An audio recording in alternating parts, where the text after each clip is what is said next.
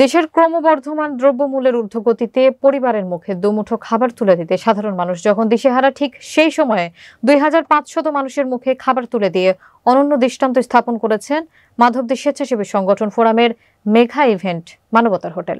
বিস্তারিত দেখুন মনিরুজ্জামানের প্রতিবেদনে।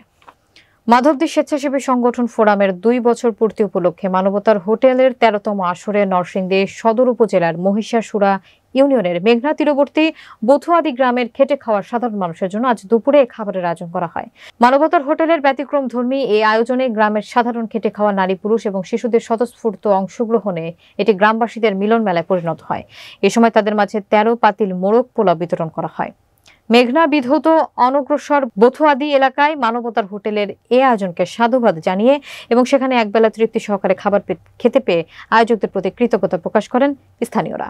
মাধবদী স্বেচ্ছাসেবী সংগঠন ফোরামের সভাপতি এবং বিশিষ্ট শিল্পপতি মোহাম্মদ আলামিন রহমানের সার্বিক তত্ত্বাবধানে এ সময় বিশিষ্ট শিক্ষানুরাগী ও হৃদয় বাংলাদেশের প্রতিষ্ঠাতা সভাপতি প্রকৌশলী মোহাম্মদ মফিজুল ইসলাম, মাধবদী স্বেচ্ছাসেবী সংগঠন ফোরামের সাধারণ সম্পাদক হাজি রোমান, বথুয়াদি সমাজ কল্যাণ সংস্থার সভাপতি আনোয়ার হোসেন, সহসভাপতি মোহাম্মদ রিপন মিয়া, সাধারণ সম্পাদক পল্লী চিকিৎসক মোহাম্মদ ওহিদুল্লাহ সহ বিভিন্ন স্বেচ্ছাসেবী সংগঠনের নেতাকর্মীরা উপস্থিত ছিলেন।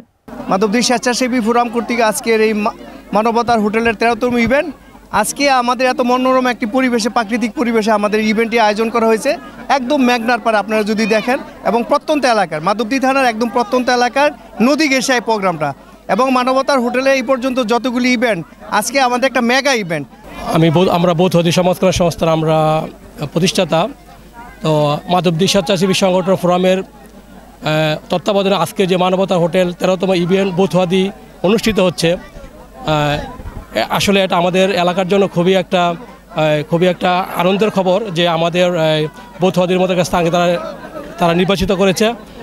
আমরা বথুয়াদি সমাজ কল্যাণ সংস্থাও আমাদের এই মানবতার হোটেলে আমরা যথেষ্ট সহযোগিতা করে আসছি। আমরা তাদেরকে আর্থিকভাবে সহযোগিতা করেছি। আজকের মেগা ইভেন্টের জন্য আমরা আগে একবার এসে জায়গাটা অনেক ছয় যাওয়ার পরে এই যে আমি বড়দের প্রথম খাওয়াইলাম, খাওয়ানোর পরে এই যে ছোটো ছোটো কচি বাচ্চা আছে তাদেরকে খাওয়ানোর পরে এদের মুখে যে হাসি, এই হাসি আপনার কোটি টাকা দিয়েও এই হাসি পাবেন না। পুরো পরিকল্পনা আমরা যখন আসি, যেখানে দেখা গেছে আমরা প্রথম আসি, আমরা এলাকাটা ভিজিট করে যাই কীরকম লোক হতে পারে।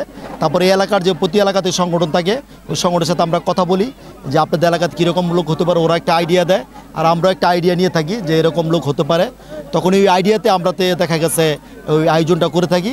দেখা গেছে তারপরে দেখা গেছে আমাদের যে মেসেঞ্জার গ্রুপ আছে, এই গ্রুপে কিন্তু আমরা বলে দিই যে আমরা এই ইভেন্টটা করতেছি, অথবা আমাদের প্রিয় স্বেচ্ছাসেবী ভাই বন্ধুরা যারা আছে তারা কিন্তু এক সপ্তাহ আগে থেকে পোস্ট দিতে থাকে, যে আমরা এই ফেসবুকে পোস্ট দিতে থাকে, সোশ্যাল মিডিয়া পোস্ট দিতে থাকে যে আমরা বথুয়াদি গ্রামে আমরা একটা ইভেন্ট করব, 13তম ইভেন্ট, অথবা এই ইভেন্টগুলো করব, খাবার একটা আয়োজন করব। এইভাবেই কিন্তু আমাদের লোক অনেক হয়ে যায়।